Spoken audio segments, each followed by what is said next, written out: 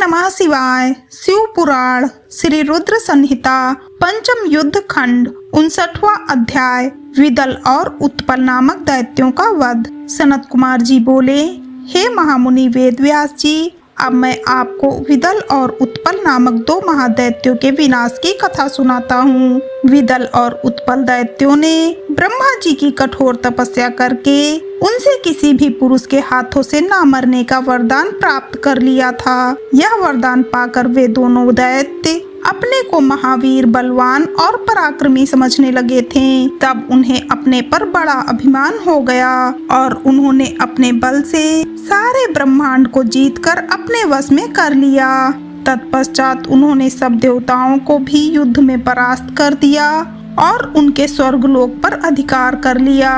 सब देवताओं ने ब्रह्मा जी को अपनी व्यथा सुनाई। तब ब्रह्मा जी ने उन्हें आश्वासन दिया और समझाया कि आप देवी पार्वती सहित भगवान शिव की आराधना करें, वे ही आपके दुखों को दूर कर सकते हैं। आप सब उन्हीं की शरण में जाएं। भगवान भक्त वत्सल हैं, वे निश्चय ही आपका कल्याण करेंगे। तब ब्रह्मा जी की आज्ञा मानकर देवता शिव शिवा की जय जयकार करते हुए अपने अपने धाम को चले गए। एक दिन की बात है, देव ऋषि नारद भगवान शिव की इच्छा से प्रेरित होकर विदल और उत्पल नामक दैत्यों के पास गए और वहां उन्होंने उन महादैत्यों से देवी पार्वती के रूप सौंदर्य की बहुत प्रशंसा की। उनके रूप की प्रशंसा सुनकर दैत्य काम से पीड़ित हो गए।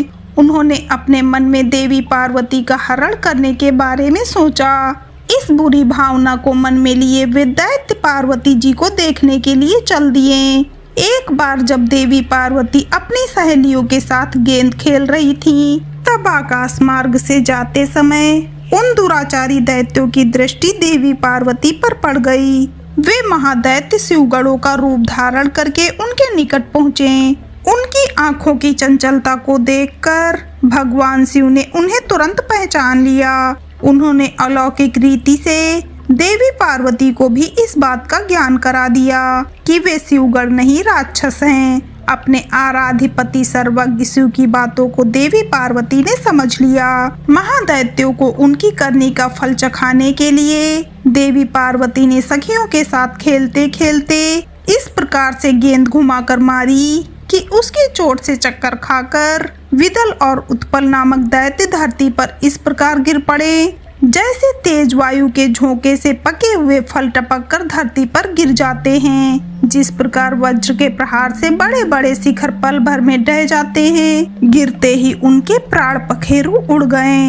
इस प्रकार विदल और उत्पल नामक महादैत्यों का वध करने के पश्चात वह गेंद ज्योतिर्लिंग के रूप में परिणित हो गई। दुष्टों का नाश करने वाला वह लिंग कुंदकेश्वर नाम से विख्यात हुआ। यह लिंग ज्येष्ठेश्वर के निकट स्थित है। काशी में स्थित कुंदकेश्वर ज्योतिर्लिंग दुष्टों का नाश करने वाला तथा भोग और मोक्ष प्रदान करने वाला है तथा मनुष्यों की सारी मनोकामनाओं को पूरा करता है। इस अनुपम कथा को सुनने अथवा पढ़ने से भय और दुख दूर हो जाते हैं तथा सुखों की प्राप्ति होती है और अंत में दिव्य गति की प्राप्ति होती है। ब्रह्मा जी बोले, हे मुनीश्वर, मैंने आपको समस्त मनोरथों को पूरा करने वाले श्री रुद्र संहिता के युद्ध खंड को सुनाया। यह शिव जी को प्रिय है और भक्ति और मुक्ति प्रदान करने वाला है। श्री रुद्र संहिता युद्ध खंड संपूर्ण। हर हर महादेव।